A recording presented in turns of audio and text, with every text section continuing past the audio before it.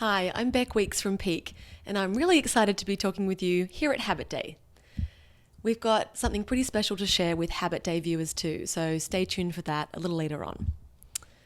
But first up, I'm wondering, why did you sign up for Habit Day today? Probably because you're curious and you like to learn new things, but probably also because you're trying to change your life in some way, maybe develop a new habit or drop an old habit. You're probably also the kind of person who reads behavioral science books. Maybe you might read one or two books a month. It probably takes you around 8 to 10 hours to read each book. So you might be spending more than 200 hours a year reading behavioral science content like this. That's 200 hours of precious free time that you could choose to spend on a lot of things. And if you're like me, on average, all of those hours just reading changes your life by approximately 0%. Now, what I want to argue is that by adding in just a tiny little amount of extra effort, you can go from those books having no impact to having them have a huge impact. And I want to give you a sense of how that's possible. But first, let's do a quick thought exercise. Think of one great behavioral science book that you've read and enjoyed. Now, how many of the ideas from that book have meaningfully made their way from that reading experience into your life? How many of the ideas have changed the way you think or do something? 3? 1?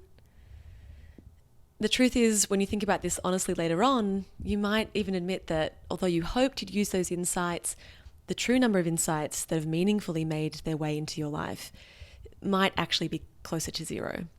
And it's not just you, this happens to me, it happens to all of us. So what's going on here? Well, it's not that the authors messed things up.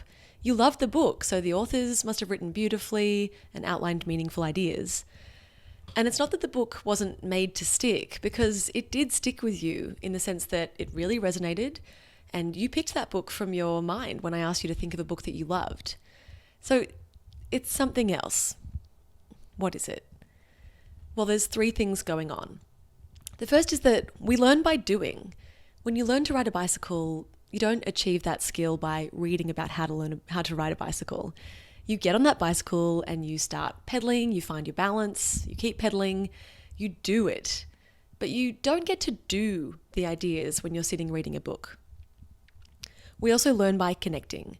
So let's say you decide to start flossing and you connect that into your existing nighttime routine. You find a way to make sense of that new thing in relation to your current life.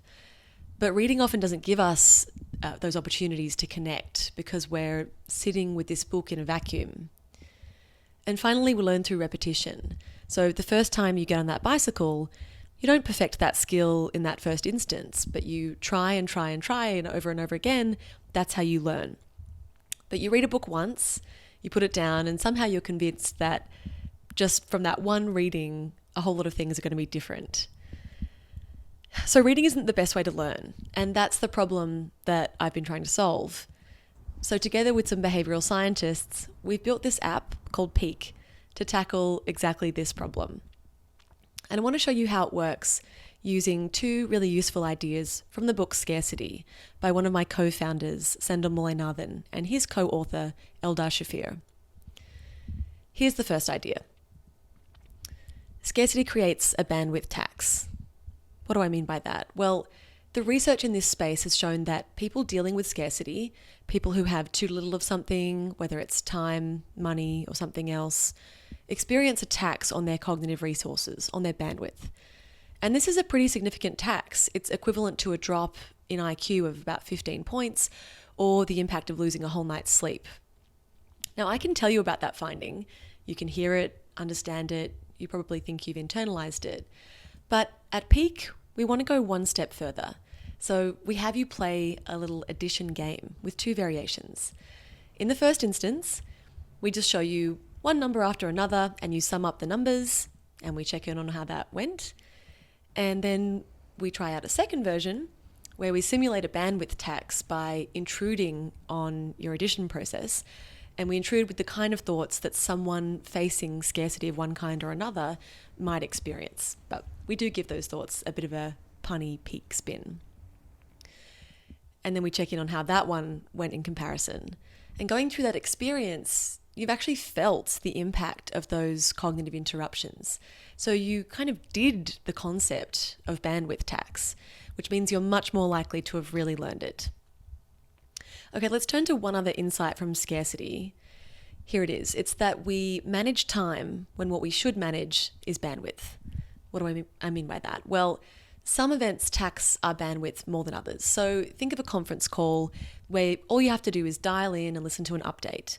That's a very, very low bandwidth event, and it probably doesn't require you to prep right beforehand or recover in any way afterwards. But now think about a one-on-one in-person meeting with someone who reports to you, in which you have to give them some pretty difficult feedback about their work performance. That's the kind of meeting that's going to require a lot of bandwidth, and it probably will also require some time right beforehand for you to get your thoughts in order, and maybe also some time afterwards for you to kind of re-stabilize emotionally from that event. It's the kind of event that we might say will cast a shadow, whether it's cognitively or emotionally, in either direction, forwards or beforehand or afterwards. Now, each of these meetings is ostensibly a 30-minute meeting, but they each have very, very different bandwidth requirements. And despite those differences, a lot of us would just schedule each of these meetings by looking for a 30-minute slot in our calendar. We're trying to manage our time, not our bandwidth, when we just look for a 30-minute slot. So now that I've laid that out for you, you've probably got a pretty good sense of the concept of bandwidth and of what it means for an event to be a shadow casting event. But in Pique, we're going to go one step further. We're going to have you do a little activity. You'll connect this concept to your life, and you'll do the concept by putting it into practice. So we'll help you identify one of these long shadow events in your life, one of these events that's going to require some bandwidth before or afterwards. And we'll flip through some cards to help you find something that really resonates for you. Then we'll help you schedule that long shadow event for the right amount of time and in the right spot on your calendar, a spot that lets you manage for your bandwidth rather than just for your time. So we're helping you learn by doing, by connecting the lessons to your life, and these lessons are there for you to repeat, to really embed the learnings in your life. Using this approach, we've taken some of your favorite behavioral science books and created engaging lessons and activities to help you implement the ideas from these books in your daily life. There are tons of books in the app for you to try.